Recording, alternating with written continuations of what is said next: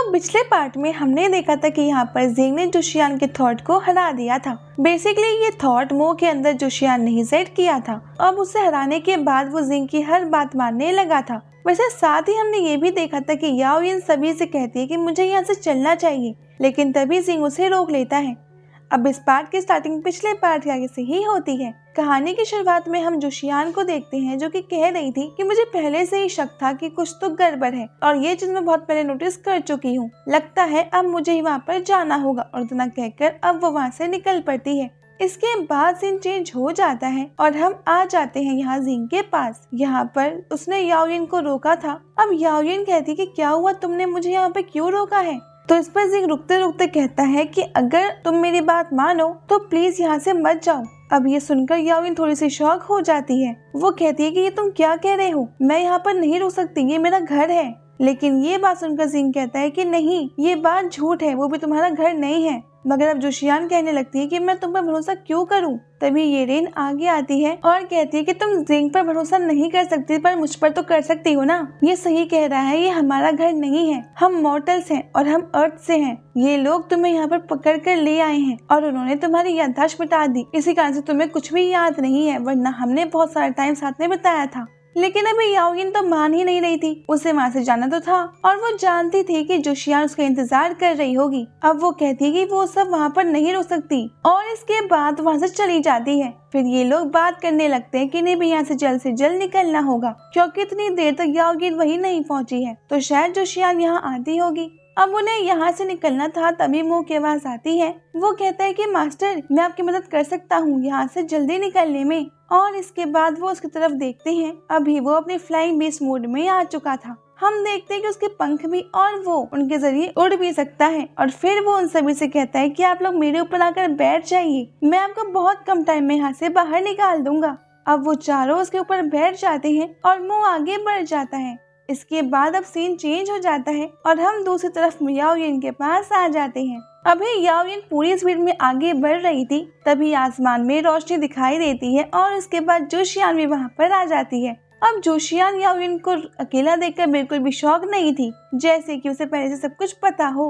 अब सबसे पहले यहाँ पर याओयिन जोशियान को प्रणाम करती है और उसके बाद जोशियान से पूछती है कि क्या हुआ, तुम उन लोगों को पकड़ने गई थी, क्या तुम्हें उन्हें पकड़ नहीं पाई? लेकिन इस पर याओयिन कहती है कि मुझे माफ करना, लेकिन वो बहुत ज्यादा पावरफुल थे, इस कारण से वो मुझसे बचकर निकल गए। इस पर जोशियान कहती है कि अच्छा तो ऐसी बात है, लेकिन तुम्हें एक बात तो पता ही होगी ना कि कोई अगर मुझे धोखा दे तो मुझे बिल्कुल बर्दाश्त नहीं होता। अब इस बात से याओयिन थोड़ा सा डर जाती है और कहती है कि मास्टर, मैं आपको बिल्कुल धोखा नहीं दे रही हूँ, वो मुझसे ज्यादा ताकतवर थे इसलिए वो बचकर निकल गए।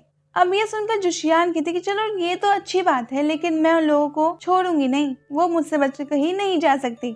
इसके बाद अब वो वहाँ से सीधा उड़कर दूसरी दिशा में जाने लगती है। ये देखते हुए याओयिन भी उसके पीछे पीछे आने लगती है और कुछ देर तक वो ऐसे ही उड़ते जाती हैं। लेकिन इसके बाद याओयिन जोशियान से कहती है कि मास्टर, मुझे शक है कि अब तक तो वो लोग इस टेम्पल से बाहर भी निकल चुके होंगे।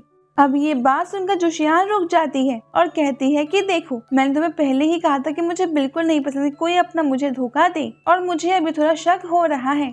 तो इस पर याओयिन कहती है कि नहीं मास्टर, मैं आपके साथ कभी धोखा नहीं कर सकती। लेकिन अब इसके बाद जोशियान इस बात को बंद करते हुए कहती है कि अगर ऐसा है तो अच्छा है, नहीं तो तुम जानती हो कि अगर मुझे पता चला कि तुम मुझे धोखा दे रही हो तो बिल्कुल ठीक नहीं होगा। वैसे तुम उन लोगों की बात कर रही थी तो उनकी चिंता तुम मत करो, अगर वो इस टेम्पल से कहीं दूर भी चले गए होंगे तो भी मैं उन्हें नहीं छोड़ूंगी, वो इस दुनिया के किसी भी कोने में मुझसे बचकर नहीं रह सकती। और इसके बाद अब वो वहाँ से निकल जाती है और फिर याओयिन भी कुछ सोचते हुए वहाँ से उसके पीछे पीछे चली जाती है। फिर इसके बाद एक बार फिर से सीन चेंज होता है और हम आ जाते हैं उस टेम्पल की बाहर वाली जगह पर, जहाँ पर जोशियान ने अपने सभी बीस्ट भेजे थे उन सभी लोगों पर अटैक करने के लिए और किसी को भी इस टेम्पल से बाहर ना निकलने देने के लिए। अब यहाँ पर कई लोगों की तो जान चली गई थी, लेकिन वो ड्रैगन सील माउंटेन वाले इमॉर्टल्स लॉर्ड अभी भी फाइट कर रहे थे। हम देखते हैं कि वो बहुत ज्यादा थक चुके हैं और साथ ही बहुत ज्यादा गुस्से में भी लग रहे हैं। तो वो यही कह रहे थे कि मैं तुम्हारी हिम्मत कैसे हुई मुझे धोखा देने की, मैंने हमेशा तुम्हारी बात मानी, लेकिन आखिर में तुमने दिखा ही दिया कि तुम बिल्कुल भरोसे करने के लायक नहीं हो।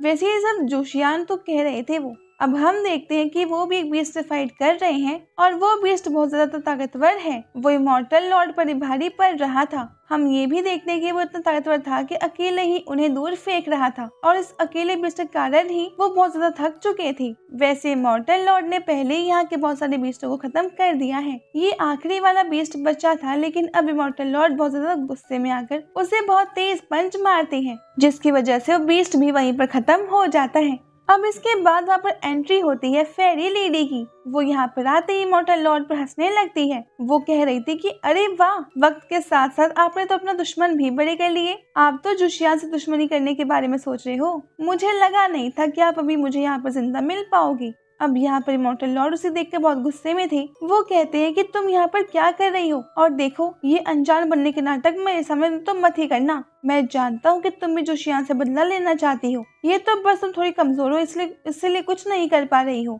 मगर ये बात बताओ कि आखिर तुम यहाँ पर कर क्या रही हो।